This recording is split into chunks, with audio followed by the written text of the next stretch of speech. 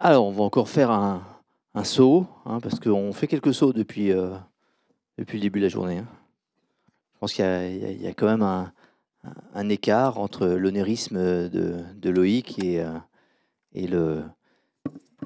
la science appliquée de Sylvie. Donc, je propose maintenant d'accueillir Nicolas qui va nous faire part d'une autre forme de témoignage, une, euh, une expression de résilience, on va dire.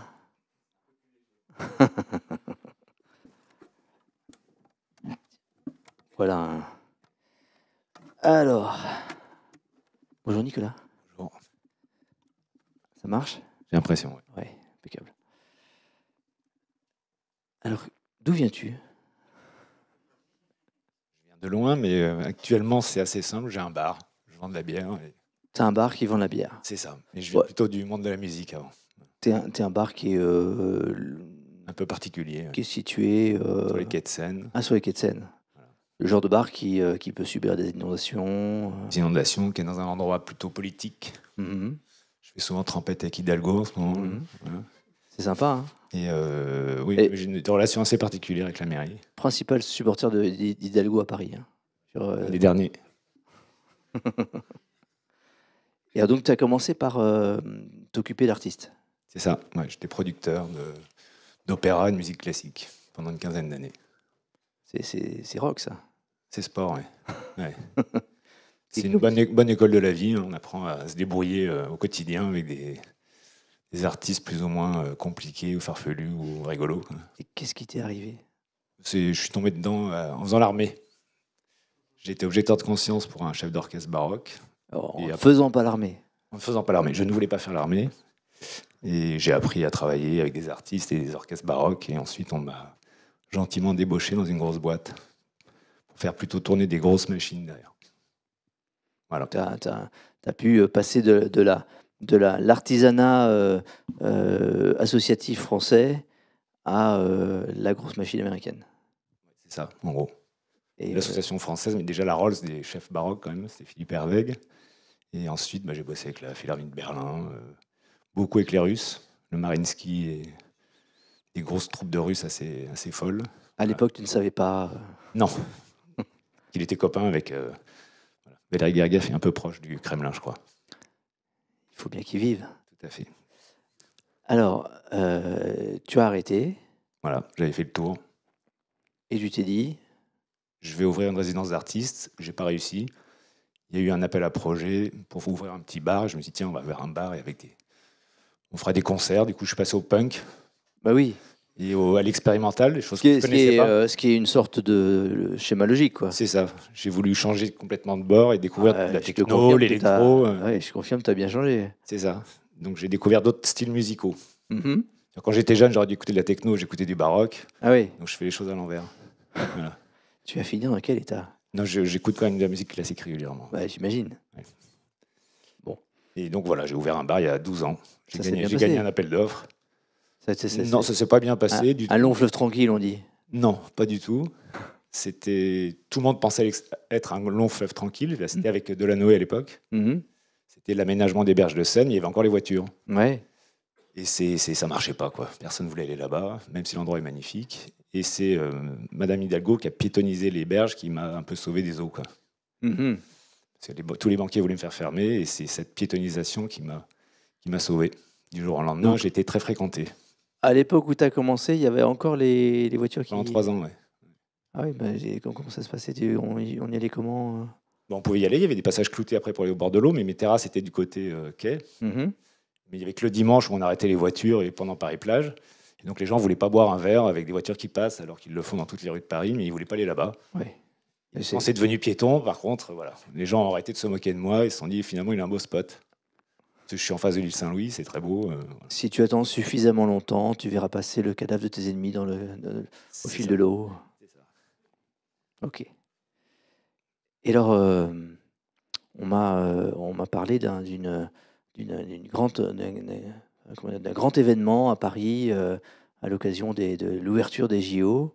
Oui, tout à fait. Ouais. Et alors donc, Il paraît qu'il y avait un point d'eau, un point de boisson idéal qui était le tien. Moi, je suis dans un endroit où souvent on m'oublie. Enfin, mes propriétaires, c'est La Repas, c'est le port de Paris. Ils ont tendance à oublier de m'envoyer des informations, la mairie aussi. Et on est venu me voir un jour en disant on va mettre 18 000 personnes chez toi pour le 17 juillet. Ils viendront boire un verre. C'est 3 fois rien. C'est 3 fois rien. Tu as combien de personnes C'était par 10 jour 000, d'habitude après 6 000, après. Enfin, c'est n'importe quoi. Tu as combien de personnes d'habitude? Je suis 2 000. 2000. Ouais. Quand même. 2 000 par soir, les gros soirs. Ouais, ça tourne bien, quoi. On sait faire 2 000. Voilà. Ouais. Mais 18 000, on n'a jamais fait, non. Donc niveau concert pop rock, punk rock, ça va. Ça va. Mais 18 000, c'était un peu une blague. hmm. Ouais, en plus, j'ai signé un accord de confidentialité parce que c'était une grande cérémonie sous le secret. Bien sûr. Sauf que j'ai dû garder un secret que j'avais rien à garder parce que j'ai eu aucune information. Il vaut mieux. Hein, Absolument aucune. On est en need to know basis, mais tu as aussi un NDA. Donc on m'a dit il devrait y avoir quelque chose chez toi. Et puis 15 jours avant, on m'a dit au fait, il y a quelque chose chez toi. Oui. Et tu es prêt du coup hein? Bah, oui, tout à fait. Ouais. Alors comment tu te prépares à ça? Parce que il faut improviser comme d'hab. Voilà. Hein? J'ai improvisé. Ouais. Non, la priorité, j'ai tout de suite pris une assurance. C'est Ouais. le réflexe de mon expérience de spectacle en plein air. Ouais. Donc j'ai dû trouver une assurance à la dernière minute. Bien sûr. Que j'ai trouvée. Ouais. Et puis après, j'avais 15 jours devant moi. C'était royal pour préparer l'avenue de cette donc commander des boissons jusqu'au plafond. Oui, qui était impossible de livrer parce qu'on a été entouré de barrières pendant 10 jours. Non, mais sinon, si c'est facile, c'est pas intéressant. Après, il y a eu un jour très joyeux, c'était le 17 juillet. On a fait une petite baignade avec Hidalgo le matin. Donc, il y avait 300 journalistes, c'était formidable. Et le lendemain, des barrières avec des gendarmes partout et on ne pouvait plus venir chez moi. Et ça va bien se passer. C'était un chaos de QR code. Si vous avez entendu parler de ce petit problème. J'évite les lieux où ils demandent des QR codes. Donc on a joué au basket avec des policiers pendant 15 jours. Parce que les clients ne pouvaient pas venir. Ouais. Puis enfin, en même temps, ni les livreurs, du coup. Donc j'ai réussi à me faire livrer la veille, en forçant 2 ou 3 barrages de police à Bastille. Et le jour J, j'ai des policiers qui viennent, qui me disent le préfet veut vous faire fermer. Vous n'allez pas ouvrir ce soir. Bah évidemment. Je dis, oui, il a décidé ça hier soir à 23h. Bah, il a réfléchi, il s'est dit est-ce que je risque pas Donc on improvise encore. Mais il ne trouvait pas mon nom sur la liste. Il y avait tous les bars du coin qui allaient fermer, mais il ne me trouvait pas. Il dit il y a une erreur. Alors, vous n'êtes pas vraiment un bar. Je sentais que ça allait être une soirée compliquée, donc je dis est-ce que vous pouvez l'appeler pour qu'il me ferme. Je préfère fermer, j'ai une bonne assurance. Je gagnerais mieux ma vie si je ferme plutôt que d'ouvrir. C'est prévu. Il me dit mais je ne peux pas appeler le préfet un jour d'inauguration. C'est peut-être la secrétaire qui m'a oublié. Rajoutez-moi dans la liste. Comme ça, j'appelle mon assurance et puis je rentre chez moi. Quoi. Et c'est pas possible, monsieur, restez ouvert. Qu'est-ce que vous croyez? Et en plus, il se trouve que j'étais encore passé au travers de la raquette. J'étais le seul endroit où on pouvait boire des cocktails, de la bière, du vin, etc. Tous les autres, ils avaient droit qu'à Coca-Cola, Nesti. Donc, on a appelé tous les copains qui sont venus boire des coups pendant la cérémonie, qui ne se passaient pas devant chez nous en plus. Il y avait juste des écrans. Ouais. Et en fait, on a passé une bonne soirée, mais sous la pluie. Ah bah. Et sur les 18 000, il y a eu 4 000 personnes. Parce qu'il a plu. Voilà. Ouais. Voilà. Donc tu as doublé ton chiffre, mais pas. C'était un bide total. Quoi. Ouais. On s'est bien marré. Ouais. Mais voilà, il faut savoir que les informations étaient compliquées pendant les JO. Ouais. Même les policiers ne savaient pas ce qui se passait. Bah non. C'était assez hallucinant. Mais... Oui, on a bien senti qu'il y avait un truc un peu chaotique. Voilà. Ouais. Donc j'ai dit tant pis, on va jusqu'au bout, on le fait. Donc on a servi des bières sous la pluie. Tout le monde était trempé, mais c'était marrant. Donc pour 4 000 et pour 18 000. Bah, les gens sont partis tout de suite dès qu'il s'est mis à pleuvoir. Donc, il pleut. Hein. Voilà. On n'est pas en sucre, mais. Donc j'avais une armée de serveurs que j'avais payé le triple pour l'occasion en disant vous allez bosser. Bah, vous allez voir les gars, ça va être super, vous êtes au cœur de l'endroit. Et voilà. Vous en parlerez toute votre vie. Et c'est un endroit où il arrive souvent des événements comme ça, donc je m'adapte. Alors l'adaptation, parle-nous de ça. Donc tu avais commandé des fûts de bière jusqu'à plafond, donc là ça y est, maintenant tu vas pouvoir en boire pendant des années. Donc je les ai renvoyés dans l'autre sens quand même. Renvoyés. Ah ouais. Non, mais j'ai un bon réseau de partenaires et de gens de confiance. Il faut avoir un petit carnet d'adresses et puis quelques taupes à la mairie aussi de temps en temps pour avoir des informations. Parce qu'elles ne viennent pas par mail, donc on est obligé. C'est ça.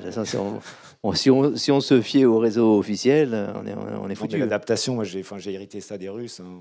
On ne sait jamais si on va avoir un opéra le soir avec eux. Donc, il faut trouver des solutions toute la journée à des problèmes qu'il n'y avait pas la veille. Donc, ça, je sais faire.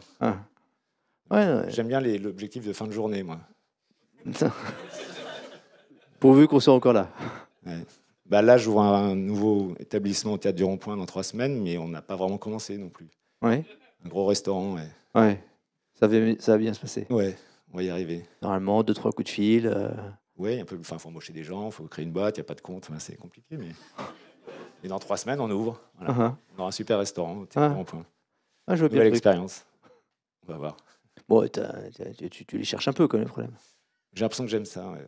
J'aime pas les choses planes. Ah non, je vois ça. Donc, Mais c'est l'intérêt. Moi, j'ai pas barman, c'est pas très intéressant. non. Moi, je gère des équipes et des événements et des imprévus, c'est mon truc. Mhm. J'aime bien ça. Donc tu vas là où les autres veulent pas aller. C'est ça, ouais. Petit côté.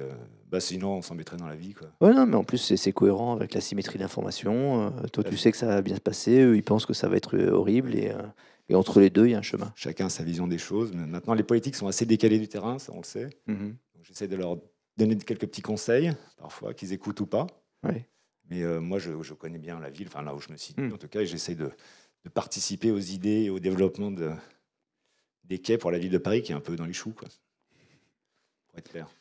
Bon, donc tu avais ton assurance donc, qui a fonctionné. C'est en cours, je demande. Ouais. Ok. C'est une question de millimètres. Ah, C'est tant de millimètres de l'heure, avant, après, pendant, c'est un peu compliqué. en termes de flotte. Ouais. Ouais. Ouais. Effectivement, pensez à bien Bon. relire vos polices d'assurance. Tout est dans les. Alors en France, il faut les chercher chez les Anglais. Hein. C'est Ouais, bien sûr. les Anglais qui assurent ça, Bien donc tout ce qui est un peu particulier, quoi. Mais via des courtiers français ou. Oui, mais c'est toujours connecté au. Ouais, des à Français Londres. qui vont aller chercher les Lloyd. Voilà. Il faut trouver le Français qui va aller la chercher. Ouais. Voilà. Et, un qui sait pas Mais l'anglais. moi, j'assurais des poignets, des mains, des chevilles avant, des danseurs. Enfin, j'ai un petit réseau d'assureurs quand même aussi. Effectivement. Voilà. À la limite, pour eux, assurer une quantité d'eau qui va tomber Non, c'est pas très compliqué. au mois d'août. Le risque est calculé. Ouais. Je sais pas quel logiciel ils ont, mais Non, bah, c'est bien pas sûr. quantique. Hein. C'est basique, je pense. Non, mais ils ont effectivement toutes les datas de qu'est-ce qui tombe à Voilà. Paris le 18 juillet. Ah quoi, bah, ils ont ça. l'historique, oui. Ouais. Ouais, tout à fait. Bon, on était quand même un petit peu en dehors des schémas, hein, je crois. Bah, je pense que je suis dedans, donc Ouais. ça devrait peut-être bien se passer. T'avais pas mesuré, toi. Non, puis en plus, c'est Météo France qui donne un avis, mais qui est sur tout Paris, sauf qu'il pleut pas du tout Ouais. la même quantité d'eau selon où on se situe. C'est Grand Paris. Donc ça va être une négociation de comptoir avec un assureur, quoi. T'as pris un expert d'assuré Non, non. Non, c'est toi qui fais J'ai déjà eu, parce que j'ai eu 2 fois 2 mètres d'eau dans mon bar, j'ai été Ouais. demandé 2 fois. Et c'est un monde de voyous quand même. Donc j'ai appris à manipuler les assureurs et les experts. Attends, on n'a pas insulté les politiciens, Non, on va essayer de pas insulter les Non, mais non, voilà, les assureurs. On est déjà un peu sur une glace Non. fine. Hein. J'ai eu des experts d'assurés, mais à chaque fois, c'était des montages un peu tordus.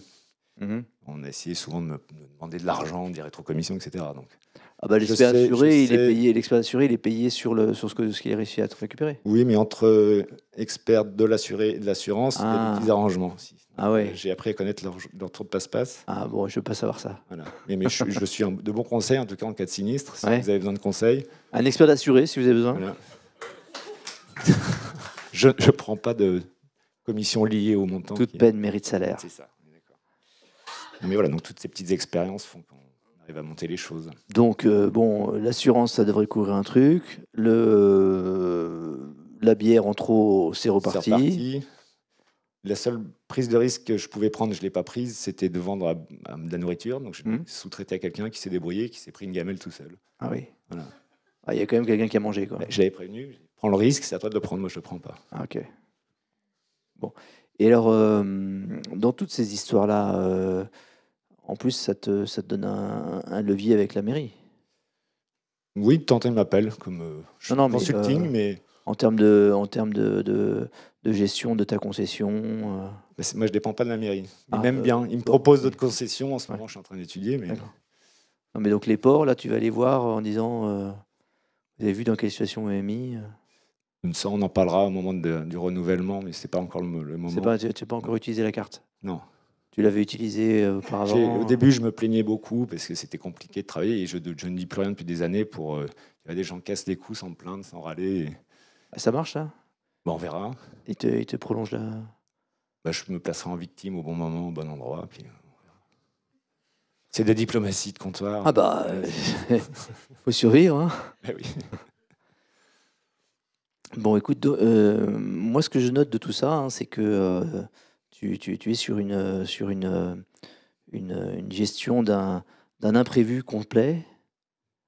Et, Au quotidien, oui. Tous les jours, j'ai quelque chose auquel je ne m'attends pas, donc mhm. on vit avec. Et donc, les leçons que tu peux nous donner là-dessus, qu'est-ce qui t'a le plus aidé dans la gestion de ces imprévus Parce que Bah, tu c'est te mets juste quand même dans une faut- situation où que beaucoup d'entrepreneurs de la salle cherchent à éviter, c'est d'avoir une merde à gérer par jour. Mais donc, du coup, quand les ennuis leur tombent dessus, toi, qu'est-ce qui t'a le plus aidé au fil de l'eau? Bah, je pense qu'après, on est chacun unique, mais moi, je mélange pas le côté intime, familial et le business. Le business, c'est le business, on perd de l'argent. Mais moi, je ramène aucun souci chez moi. Ok, Ça m'a jamais empêché de dormir, mais c'est dans ma nature. ok, ouais, J'ai jamais eu d'ulcère. ouais. Donc, une Donc forme moi, je d'adaptation, dissocie quand même. C'est pas grave, le business, au pire, on se casse la figure, on rebondit. une forme Mais de il faut pas ramener les distance, problèmes à la maison, c'est tout ce qu'il faut. une forme de distance par rapport au business. Obligé, voilà. Quand on claque la porte, on claque la porte. Mhm. Mais c'est pas toujours évident et donné à tout le monde. Moi, j'y Ouais, arrive assez bien. ok. Ça m'empêche pas de dormir. Ok, tu parlais tout à l'heure du réseau que tu avais développé au fil du temps. Il Qu'est-ce est que assez, il est tu... assez varié maintenant. Bah, D'accord, donc c'est quand il faut. donc un réseau varié. Ouais. Comment tu l'as constitué? Qu'est-ce que tu... Bah, déjà de mon métier d'avant. Hmm. Et puis là, je reçois beaucoup de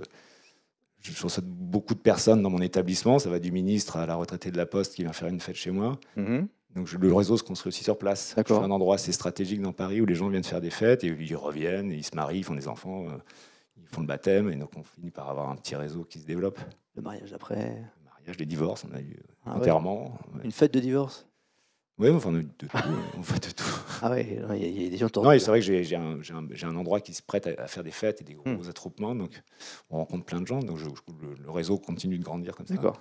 Tu prends les cartes de visite de tout le monde, tu t'es fait une petite base de données ou c'est juste dans ta Non, tête? non, j'ai des mails, j'ai un stock de mails. Et puis, Ouais. en cas d'urgence absolue, Comment je il peux s'appelait toujours déjà celui qui savait? Ouais. Ouais. Mais j'ai une assistante qui a une bonne mémoire pour les noms. Elle se souvient des patrons de boîte, des banquiers qui viennent, etc. C'est probablement utile ça, effectivement. Ouais. On a une bonne base de données qu'on a cryptée, je vous le dis quand même. Ok. On va pas nous la taxer. Tu as utilisé une technologie quantique ou Non, moi, je suis absolument nul en informatique. Donc, Oui, bah, c'est pas mon truc. je Je suis crois que plus c'est à peu près le. Et qui se considère comme pas nul en informatique ici là? Ah, il y en a un qui Ah, se. il y en a. Ouais, il y a un geek là-bas. Il y a un geek. Ouais, mais ça. Mais c'est pas très utile dans mon métier, en l'occurrence. Moi. Ouais. Alors que lui, c'est un peu plus utile. Alors, est-ce que vous avez des questions à poser à Nicolas? Je vois une question au bout là-bas derrière. C'est Peg qui veut comparer ça avec Trump. Alors, deux questions. Déjà, c'est quoi le nom du bar? Puisqu'il faut qu'on Les puisse Nôtes, y aller pardon. maintenant. Les Nôtes, c'est dans le 4e, au bord de l'eau, face à l'île Saint-Louis. Les Notes? Les Nôtes, au Pont-Marie. NAUT. Ok. NAUTES. Et deuxième question, c'est une question très conne, je déteste qu'on me la pose, mais je vous la pose. Compositeur préféré? Bach. Excellente réponse.